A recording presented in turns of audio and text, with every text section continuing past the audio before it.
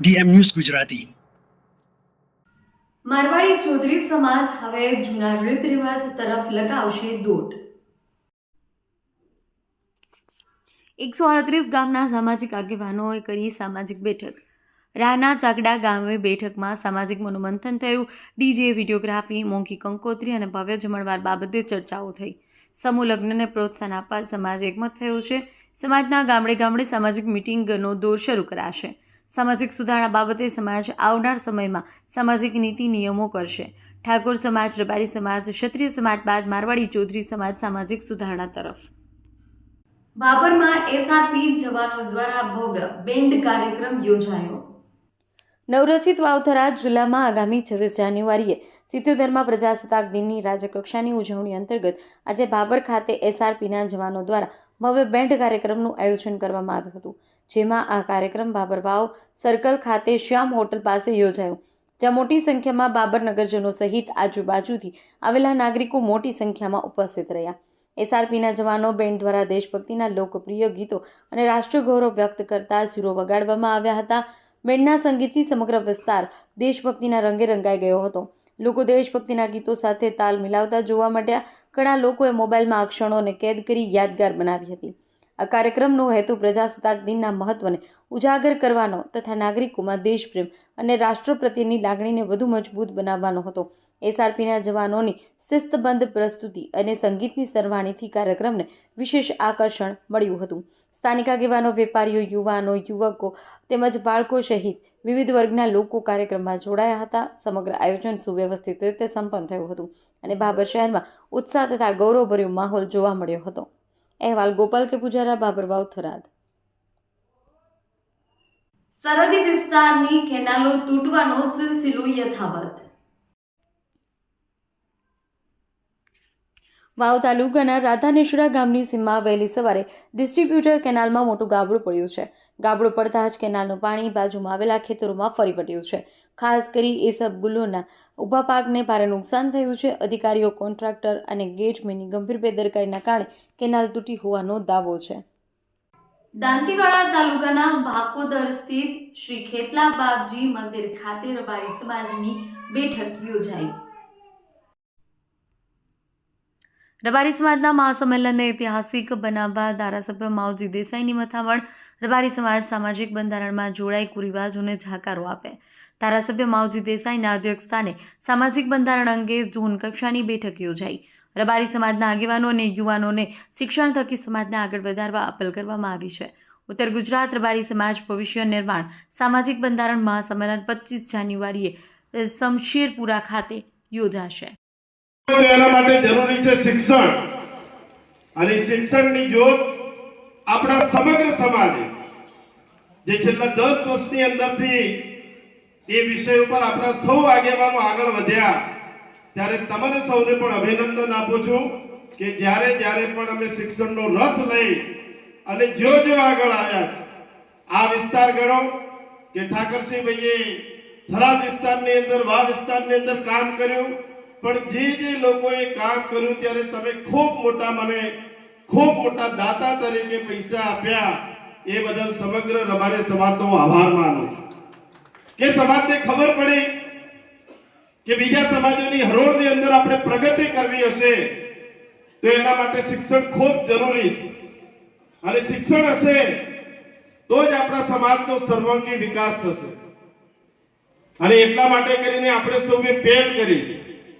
પરંતુ એની અંદર કેટલાય રબારી સમાજના એવા ઘરો છે, એવા ગામો છે, એવા વ્યક્તિઓ છે કે આપણા જે બંધારણ છે, આપણા જે રિવાજો છે, એની અંદર એટલા ખોટા ખર્ચા છે કે આટલા મોંઘવારીના સમયની અંદર એને નથી પહોંચી વળતો. અને પહોંચી ન વળવાના કારણે એ દેવાના ડુંગર નીચેનો એક પ્રસંગ કરે ત્યારે એની આખી જિંદગી એના દેવાના ડુંગર નીચે દબાઈ જાય છે. એનો માન, એનો મોભો. તો એ જે ગરીબ ઘરના પરિવારો છે, એમના દીકરા અને દીકરીના ભણતર માટેનું ખૂબ મોટી સમસ્યા છે કે એનો એક પ્રસંગ કરી દેવામાં આવી જાય પછી એના દીકરા કે દીકરીને એને ભણાઈ નથી શકતો, અને આખી જિંદગી એનું જીવન એક અંધકારમય જીવન એ આપણા રબારી સમાજના વ્યક્તિનું થાય છે. આવા અનેક ઘર અને અનેક પરિવારો છે. તો આમાંથી છૂટવા માટે શું કરવું?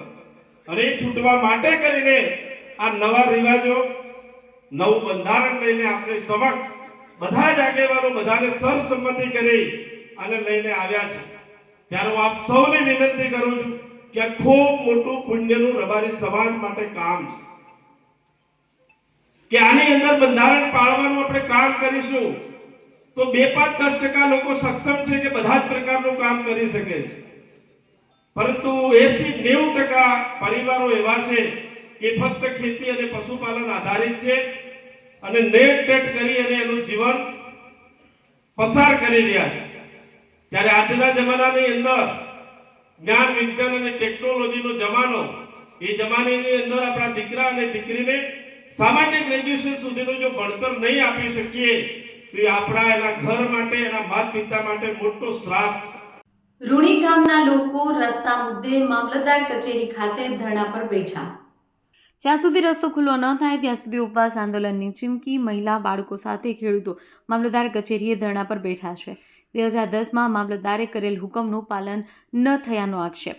2013માં રસ્તાની પાકી નોંધ પડી હોવા છતાં રસ્તો ખુલ્લો ન થયો. મામલતદાર કચેરી આગળ રસ્તાથી સવારથી લોકો ધરણા પર બેઠા છે.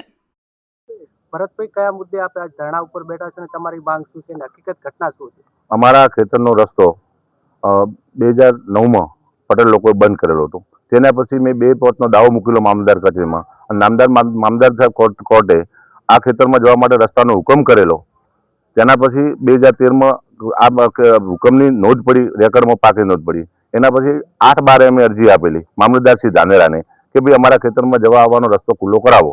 તો મામલતદારશ્રીએ ધાનેરાને સર્કલ મૂકી જે રસ્તો ખુલ્લો પગડોડી દૂધ ભરાવતા હતા. ટ્રેક્ટર સાધન તો બંધ હતો પણ જે ચાલતા આવતા દૂધ ભરાવવાના છોકરા ભણતા હતા એ મામલતદારશ્રીએ સંપૂર્ણ બંધ કરાયો કે ભાઈ આ વેચણી થયેલી છે આમાં તમારો રસ્તો નથી. એના પછી મેં 17/1 બીજી અરજી આપી. મામલતદારશ્રીને કીધું કે અમારો ખેતર, અમારા છોકરા જવાનું ભણવાનું બંધ છે, અમારે દૂધ કઈ રીતે ભરાવવું, અમારો સંપૂર્ણ રસ્તો બંધ કરેલો છે. એમને કાલે સવારમાં પટેલ લોકોને બોલાવી અને પગડોડીનો અમારે ખુલ્લો કરાયો છે અને અમારે ખેતરે જવાનો અને ખેતી કરવાના સાધનો લઈ જવાનો રસ્તો સંપૂર્ણ બંધ છે. જ્યાં સુધી આ રસ્તો નહીં ખુલે ત્યાં સુધી અમે અહીંયા મામલતદાર કચેરી આગળ પ્રત્યેક ઉપવાસ ઉપર બેસી રહીશું. વાવ-થરાદમાં એટીએમમાંથી રૂપિયા ઉપાડી આપવાના બહાને મહિલા સાથે છેતરપિંડી આચરાઈ. મહિલાએ આપેલ એટીએમને બદલી કરી રૂપિયા ઉપાડી છુમંતર. મહિલાનું એટીએમ પોતે લઈ મહિલાને ડમી એટીએમ આપ્યું. સમગ્ર મામલે થરાદ પોલીસને જાણ કરતા પોલીસ એક્ટિવ બની એટીએમની આસપાસના સીસીટીવી તપાસી પોલીસ આરોપી સુધી પહોંચી છે. આરોપી પ્રવીણગીરી ગોસ્વામીને થરાદ પોલીસે ઝડપી પાડ્યો છે. આરોપીએ મહિલાનું એટીએમ બદલી 25,000 રકમ ઉપાડી હતી. થરાદ પોલીસના વિસ્તારમાં 8/1/26ના રોજ એક બનાવ એવો બનેલ છે કે એક બેન એટીએમમાં પૈસા ઉપાડવા માટે જાય છે ત્યારે તેમને ઉપાડવામાં કોઈ ક્વેરી આવે છે તો બહાર એક કિસ્સામાં ભરેલો હોય છે 30 વર્ષની ઉંમરનો. તે એવું કહે છે કે હું મદદ કરી આપું એમ કરીને પૈસા ઉપાડવા માટે ટ્રાય કરે છે અને એટીએમ બદલીને બીજું એટીએમ જે ડમી એટીએમ હોય છે એ બેનને આપી દે છે કે પૈસા ઉપાડવામાં પ્રશ્ન થાય છે કે એટીએમ ખરાબી છે તેવું કહી બીજા એટીએમમાંથી એ પોતે 25,000 રૂપિયા જેટલા ઉપાડી લે છે. તો આ બાબતે મહેરબાન પોલીસ અધિક્ષક સાહેબ શ્રી વાવ-થરાદને જાણ કરવામાં આવે છે. તો સાહેબશ્રીએ એક ટીમ સ્પેશિયલ નિયુક્ત કરવા માટેની સૂચના આપેલી, જે અનુસંધાને ડિસ્ટર્બના માણસોની એક ટીમ બનાવવામાં આવે છે અને આજ રોજ સદરુ જે આરોપી છે એની ઓળખ કરી ગૌસ્વામી પ્રવીણગીરી ભૂરપુરી રહે લડકા નાઓને પકડવામાં આવે છે અને તેની પાસેથી મુદ્દામાલ અને એટીએમ રિકવર કરવાની પ્રોસિજર ચાલુમાં છે. Okay, thank you.